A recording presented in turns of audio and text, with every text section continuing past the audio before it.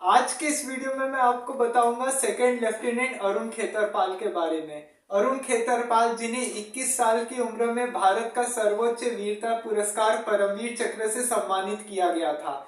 ये अरुण खेतरपाल ये 1971 के भारत पाकिस्तान युद्ध में शामिल हुए थे, बैटल ऑफ बसंतर में। बसंतर नाले पे ये लड़ाई लड़ी गई थी पूना हॉर्स रेजिमेंट और पाकिस्तान की आर्मी लैंसेस के द्वारा। काफी दिलचस्प कहानी है ये। इस चीज को लेकर, इस घटना को लेकर अभी एक फिल्म भी आ रही है धर्मेंद्र की, 25 दिसंबर को रिलीज होगी 21 नाम से, जिसमें अरुण खेतरपाल के पूरे जीवन और उनकी संघर्ष के बारे में बताया गया है। तो कौन थे ये सेकंड लेफ्टिनेंट अरुण खेतरपाल, इनके बारे में जानेंगे। और फिर उसके बाद जानेंगे इंडो बांग्लादेश लिबरेशन वॉर, वो तो देखेंगे ही देखेंगे, और बैटल ऑफ बसंतर। और यहाँ पे एक किस्सा भी बताने वाला हूँ मैं आपको, जो अरुण खेतरपाल के पिताजी थे ब्रिगेडियर एमएल खेतरपाल और ब्रिगेडियर नासिर, जिनके साथ उनकी लड़ाई हुई थी, उन दोनों से जुड़ा एक दिलचस्प किस्सा भी सुनाऊंगा। तो शुरुआत करने से पहले आप सबको बता दूं कि ये चैनल को सब्सक्राइब जरूर कर दें और वीडियो को पूरा आखिरी तक देखा करें। तो शुरुआत करते हैं अरुण खेतरपाल के जीवन से।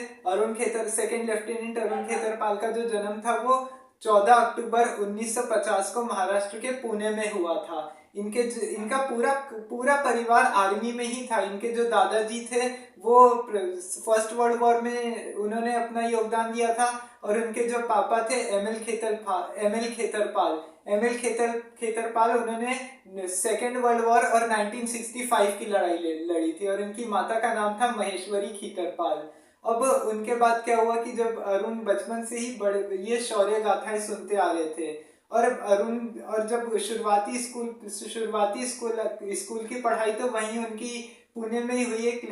पूना की एक स्कूल में एडमिशन हुआ उनका, और बचपन से ही उनके में काफी ज्यादा रिस्पॉन्सिबिलिटी लेने के, लीडरशिप और रिस्पॉन्सिबिलिटीज लेने के गुण थे।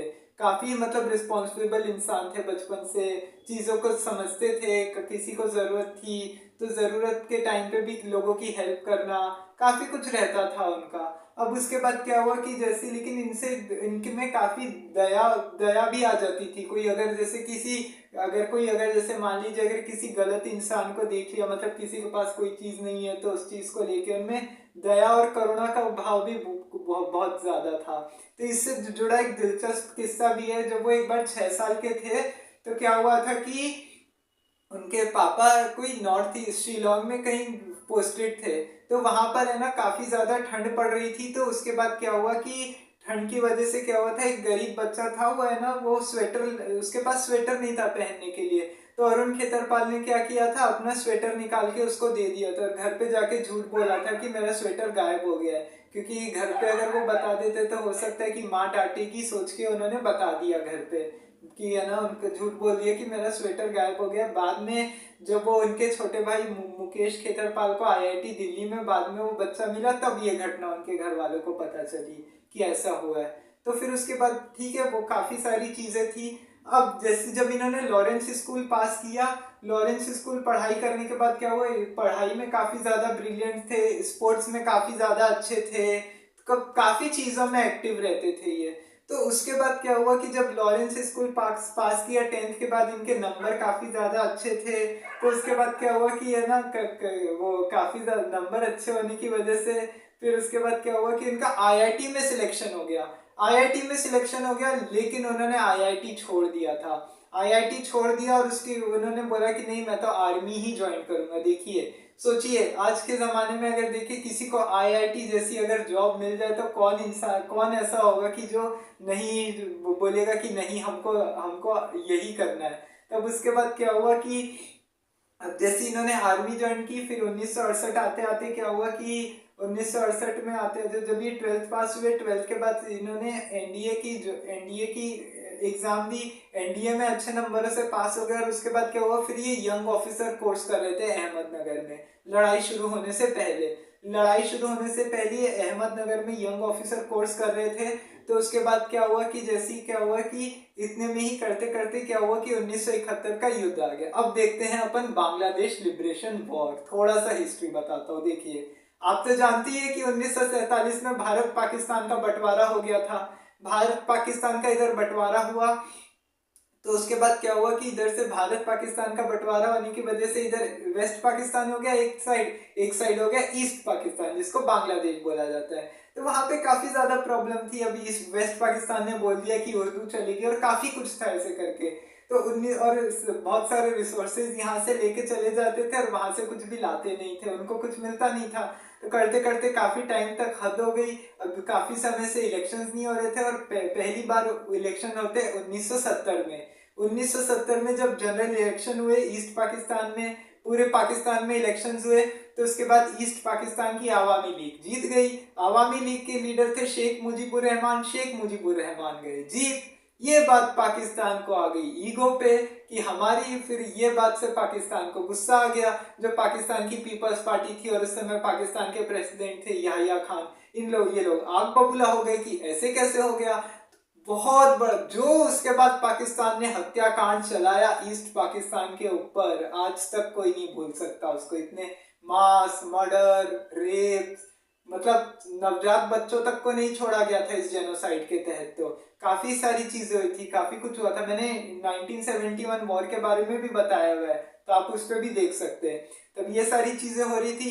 तब अब देखिए ईस्ट पाकिस्तान तो इधर भारत से अपना बॉर्डर शेयर करता है, भारत से बॉर्डर शेयर करता है। तो उसके बाद क्या हुआ कि अब बड़ा बॉर्डर इधर से त्रिपुरा, असम, मेघालय, वेस्ट बंगाल, बिहार, ये बड़े बड़े यहाँ पे रेफ्यूजीज यहाँ से भर भर के इधर आ रहे थे। इंदिरा गांधी उस समय प्राइम मिनिस्टर, इंदिरा गांधी ने देखा, उन्होंने बोला कि ये क्या हो रहा है। तो इंदिरा गांधी ने बोला कि अब यहाँ पे फिर पता चला कि ये पाकिस्तान इतनी बर्बरता किए हुए बैठा है। इंदिरा गांधी को आया गुस्सा, उन्होंने बोला कि कुछ तो करना ही पड़ेगा। सैम मानेकशॉ को बुलाया। सैम मानेकशॉ उस समय इंडियन आर्मी के सोल्जर थे, उनको बुलाया गया।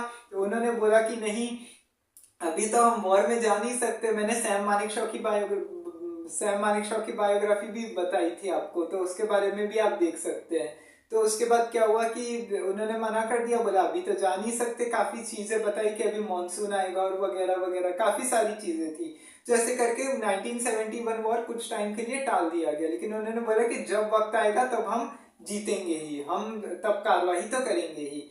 और इधर से भारत इधर तब तक मुक्ति वाहिनी की मदद कर ही रहा था, इधर पाकिस्तान अपना आपा खो बैठा इस दखल अंदाजी से। तो इधर और 3 दिसंबर को पाकिस्तान ने ऑपरेशन चंगेज खान के तहत पूरे भारत की 11 एयरफील्ड्स पे हमला कर दिया। आगरा, पठानकोट, श्रीनगर, जम्मू कश्मीर, अवंतीपुर, उत्तरलाई, बीकानेर, जोधपुर, जैसलमेर, अमृतसर, भुज के एयर बेसिस पे अटैक कर दिया। तो इस वजह से क्या हुआ कि अब इधर से इंडियन आर्मी भी तैयार थी युद्ध के लिए। लेकिन यहाँ पे एक और फेमस बैटल लड़ी गई, battle of Basantar. Battle of Basantar देखिए, बैटल ऑफ बसंतर, बसंतर इधर पाकिस्तान के अंदर एक बसंतर नाला है। अब देखिए यंग ऑफिसर कोर्स कर रहे थे ना जब अरुण खेतरपाल, तो उस समय क्या हुआ था कि ये इनको है ना कोई आदेश नहीं थे। अब अरुण खेतरपाल का यहाँ पे क्या रोल है देखिए। अरुण खेतरपाल यहाँ पे आते हैं, वो उस समय के जो उनको पता चलता है तो वो है ना फिर हनूज सिंह के पास जाते हैं। उनको है ना हनूज सिंह के पास जाते हैं, हनूज सिंह के पास जाते हैं, हनूज सिंह को बोलते हैं कि सर ऐसा है, मेरे को वॉर में जाना है। वो काफी रो रहे होते हैं। फिर पहले तो उनको मना करते, जो उस समय सीईओ थे कर्नल हनूज सिंह राठौड़, वो तो एकदम स्ट्रिक्ट इंसान थे कि है ना कुछ भी, मतलब बहुत ही एकदम, उन्होंने उनके आगे किसी की नहीं चलती थी, वो एक ऐसे लीडर थे। तो उन्होंने तो पहले मना कर दिया। तो उनको है ना उनके लोग बोला कि नहीं, उनको एक काम करते, फिर वो बोलते कि नहीं, अगर मेरी भारत माँ पे हमला हुआ है, अगर मुझे अभी जाने नहीं मिलेगा तो कब मिलेगा, मैं कब वॉर लड़ूंगा ऐसे में। तो अब उसके बाद क्या होता है कि जो हनूज सिंह राठौड़ क्या करते हैं कि उनके लिए एक टेस्ट ऑर्गेनाइजेशन कराते हैं, जो उनके जो उनको टैंक चलाने की प्रॉपर ट्रेनिंग होती है। तो उनको अहमदनगर भेजते हैं, बोलते हैं कि जाओ पहले ट्रेनिंग करके आओ प्रॉपर। ट्रेनिंग के बाद उसके बाद फिर है ना अलग से अगर उसमें सफल हो गए तो ठीक है, लेकिन उसके बाद कर्नल हनूज सिंह खुद तुम्हारी एक एग्जाम लेंगे और उस एग्जाम में अगर पास हुए तो फिर तुमको जाने मिलेगा वॉर में। अगर फिर अरुण खेतरपाल मान जाते इस बात को वो मान जाते हैं। फिर उसके बाद क्या होता है कि उनको काफी ज्यादा फिर वो ट्रेनिंग होती है उनकी, उसमें भी आते हैं, फिर एग्जाम देते हैं, जो हनूज सिंह राठौड़ लेते हैं उनकी एग्जाम, उसमें भी पास हो जाते हैं। काफी वो पढ़े लिखे होते हैं, ब्रिलियंट होते हैं। तो उस वजह से क्या होता है, उनको काफी ब्रिलियंट इंसान होने की वजह से वो अच्छे से पास हो जाते हैं। तो फिर उनको वॉर में जाने का मौका मिल जाता है ऐसे में। अब देखिए यहाँ पे कई सारी बैटल लड़ी गई, battle of Ganga Sagar, battle of Longewala, battle of Basantar, battle of चम, फिर बैटल ऑफ हिली। तो ऐसे काफी सारी चीजें की हुई थी। अब ये मेन होती है बैटल ऑफ बसंतर। ये टैंक और जो आर्मी पाकिस्तान की थी लैंसर्स, उसके द्वारा लड़ी गई थी। इस बैटल ऑफ बसंतर में कर्नल होशियार सिंह दाहिया को भी परमवीर चक्र से सम्मानित किया गया था। कल अपन उनके बारे में भी बात करेंगे, कर्नल होशियार सिंह दाहिया कौन थे। तब उसके बाद क्या हुआ कि जैसी उन्होंने सारी ये चीजें हुई, फिर उसके बाद क्या हुआ कि अब उन्होंने बोल दिया कि ठीक है, हनूप सिंह राठौर वो इधर ये जो बैटल ऑफ बसंतर, देखिए बसंतर एक नाला है, बसंतर नाला है, वहां से है ना, अगर वो पाकिस्तानियों ने इसको पूरा कैप्चर कर लिया था अंदर पूरा। 15 दिसंबर आते आते तक क्या हुआ था कि है ना, ये यहाँ पर पाकिस्तानी आर्मी अंदर घुस गई थी। और है ना, जो उस समय सीईओ थे कर्नल हनूद, उन्होंने ये डिसीजन ले लिया था कि नहीं, अंदर टैंक को तो लेके जाना ही पड़ेगा प्रॉपर, और सारे सोल्जर्स को लेके जाना पड़ेगा। तो वरना उससे क्या होगा कि अगर ये पूरा अगर लिंकअप रोड का लिंकअप यहाँ से अगर कट कर दिया गया तो पूरा जम्मू ही चला जाएगा ऐसे में। तो फिर उसके बाद क्या हुआ कि जैसी ये सारी चीजें हुई, फिर उसके बाद उन्होंने बोला कि ठीक है, फिर बसंतर में फिर ये बात हुई। लेकिन वहां पे पाकिस्तानी आर्मी ने लैंड माइन्स बिछा दी थे। लैंड माइन्स क्या होता है कि जहां पे अगर टैंक भी रखे या अगर किसी सैनिक का भी पैर पड़ेगा तो वहीं पे तुरंत में बम फट जाएगा और वहीं पे किसी की जान चली जाएगी। फिर उसके बाद क्या हुआ कि उन्होंने बोला कि फिर काफी सारे टैंक्स गए थे। उनके जो अरुण खेतरपाल का जो टैंक था ना, उनके उसके टैंक का नाम साइप्रस के बंदरगाह के नाम पर रखा गया था, फार्मा कुस्ता करके, फार्मा कुस्ता नाम था शायद, हाँ फार्मा कुस्ता नाम था वो टैंक का। तो वो साइप्रस के बंदरगाह के नाम पे रखा गया था। तो उसके बाद क्या हुआ कि वो अपना टैंक लेके जाते हैं धीरे धीरे। अब वहां पे क्या होता है कि वो कैप्टन मल्होत्रा उस चीज को उधर लीड कर रहे होते हैं उधर। अब लीड कर रहे होते हैं तो फिर उसके बाद क्या होता है कि जैसे वो लीड कर रहे होते हैं तो वहां पे पाकिस्तानी आर्मी से लड़ रहे होते हैं। वो लड़ते लड़ते यहाँ पे क्या होता है कि कैप्टन मल्होत्रा की बंदूक खराब हो जाती है। कैप्टन मल्होत्रा की बंदूक खराब हो जाती है और फिर उसके बाद क्या होता है कि कैप्टन मल्होत्रा की बंदूक खराब हो जाती है। तो फिर उसके बाद क्या होता है कि वो फिर बोलते हैं कि नहीं, मेरे को पीछे हटना है, क्योंकि वो वहां पे है ना, क्या बोलते हैं, इधर से अगर मैं पीछे नहीं हटूंगा तो फिर वो मेरी बंदूक खराब हो गई है तो मैं लड़ नहीं पाऊंगा, ऐसे करके वो बोलते हैं। लेकिन कर्नल हनूप सिंह एकदम मना कर देता है। उनका सीईओ साहब का साफ ऑर्डर रहता है कि 1 इंच भी पीछे नहीं हटना है, जो जहां है वहीं से लड़ेगा। क्योंकि देखिए पीछे हटने का मतलब क्या है, पीछे हटने का मतलब ये है कि है ना, पाकिस्तानी पहली आर्मी को लगेगा कि इंडिया रिट्रीट कर रहा है। दूसरा दूसरा चीज ये होगा कि है ना, इंडियन फिर अपने सोल्जर्स भी इससे डिमोटिवेट होंगे और उनको भी लगेगा कि है ना, हम बैटल फील्ड से भाग रहे हैं और अपन भी देश से, मतलब देश छोड़ के, मतलब अपन भी है ना ऐसे में लड़ नहीं पाएंगे फिर। तो ये सोच के फिर ये बोल के फिर हनूप सिंह का ऑर्डर एकदम आ जाते कि जो जहां है वो वहीं से लड़ेगा। अब इधर आता है अरुण खेतरपाल का टैंक, वो अपना टैंक लेके जाते हैं और ऐसे करके वहां से फिर 5 पाकिस्तानी टैंकों को नष्ट कर देते हैं। 5 पाकिस्तानी टैंकों को नष्ट कर देते हैं। उनके टैंक में भी 60 टैंकों को नष्ट खत्म कर देते हैं, पाकिस्तानी टैंकों को तबाह कर देते हैं। अब जैसे ही वो लोग यहाँ पे अपने टैंकों को तबाह करते हैं तो उसके बाद क्या होता है कि उनके टैंक में भी अचानक से आग लग जाती है। उनके दूसरा टैंक है ना, उनके उधर से आके आग लगा देता है। अब उसके बाद क्या होता है कि उनको बोला जाता है कि हम सीईओ का आदेश आता है कि आप पीछे हटो, लेकिन अरुण खेतरपाल ऐसे होते कि नहीं, वो मना कर देते हैं। बोलते कि नहीं, मेरी गन फायर कर रही है तो उसके बाद तो मैं अभी भी आगे तो रहूंगा ही, अभी पीछे तो नहीं हटूंगा।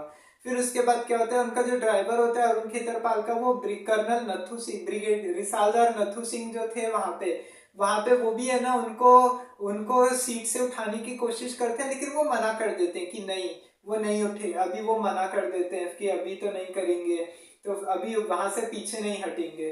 फिर उसके बाद क्या होता है कि जैसे ये सब कुछ होता है फिर वो मना कर देते हैं। फिर उसके बाद आगे बोलते हैं कि नहीं, वो मेरी गन फायर कर रही है तो मैं अभी आगे ही लड़ूंगा। उनका ड्राइवर होता है पराग सिंह, वो बोलते हैं कि थोड़ा सा पीछे ले जाते हैं टैंक को और है ना आग बुझा के वापस आ जाएंगे, तो भी वो मना कर देते कि नहीं। सोचिए उनमें इतना जज्बा रहता है लड़ने का। फिर उसके बाद क्या होता है कि लड़ते लड़ते फिर उसके बाद क्या होता है, फिर वो आगे जाते हैं। आगे जाके है ना वो 3 टैंकों को और खत्म कर देते हैं, पाकिस्तान के 3 टैंकों को। यहीं पे आता है कर्नल नासिर का टैंक आ जाता है।